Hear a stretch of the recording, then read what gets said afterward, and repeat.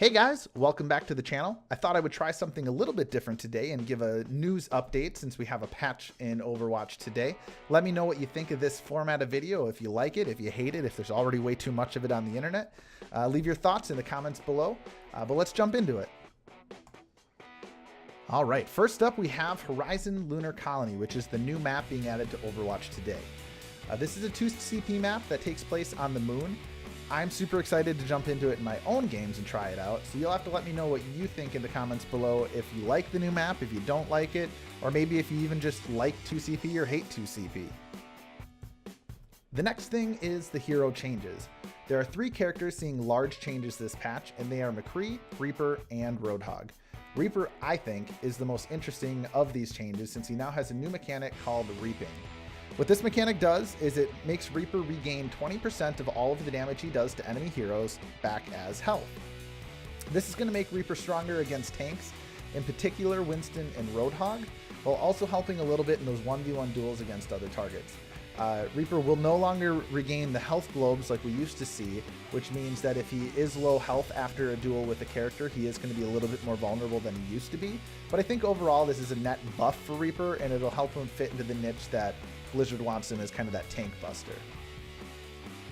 Now Roadhog has had some controversial changes. Roadhog's bullet damage has been decreased by 33%, and what this change really means for Roadhog is that he will no longer be able to one-shot combo a lot of the heroes that are in the game.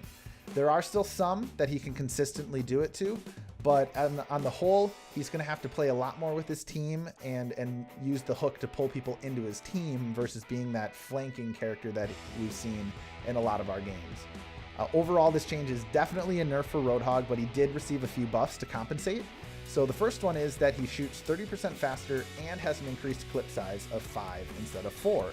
So when people are jumping around on the point, maybe a tracer, he'll be able to track a little bit better and get some damage on him. And overall, DPS wise, he's going to do similar damage to he did before.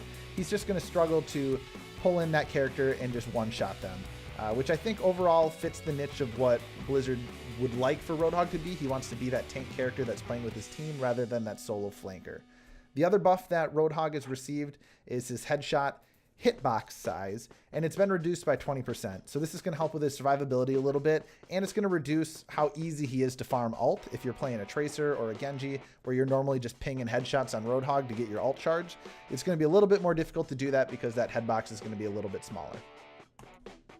Now McCree is up next with some minor changes, but I think they go a long way towards bringing him into the meta. So when casting Deadeye, targets begin locking on after 0.2 seconds instead of 0.8. Damage accumulated over the first 1 second is increased from 20 to 80. So this is going to really help McCree to be able to pop off a quick Deadeye and pick up some kills where before he'd pop Deadeye and go, "It's high noon," and then everyone would just shoot him in the face.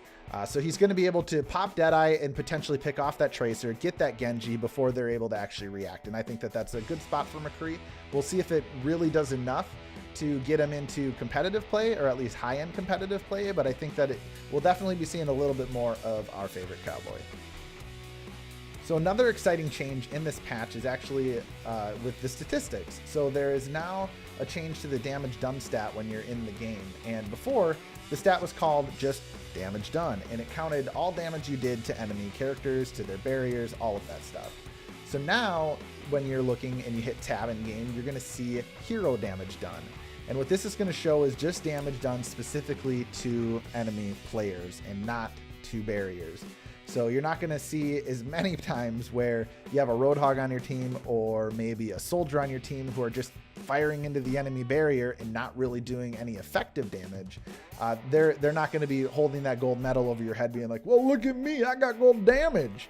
Now you're going to be able to say, "Well, hey, I'm actually doing this damage to the enemy team," and it's going to help you be able to tell how you're doing compared to your teammates, which I think is really important. And the last thing that I wanted to cover today is the fact that Blizzard has also added the Oni Genji and Officer Diva skins into the classic loot boxes in this patch. So if you missed out on the Nexus Challenge, or if you didn't have a PC that could play it, you can now pick that up and get those skins in game. There's a lot of other small patch notes that I'll link in the description below if you want to check that out. But otherwise, thanks for watching. Let me know again what you think of this style of video. If you'd like to see more of it, Leave me some comments in the comment section below. Hit the like button, subscribe, and I'll catch you next time.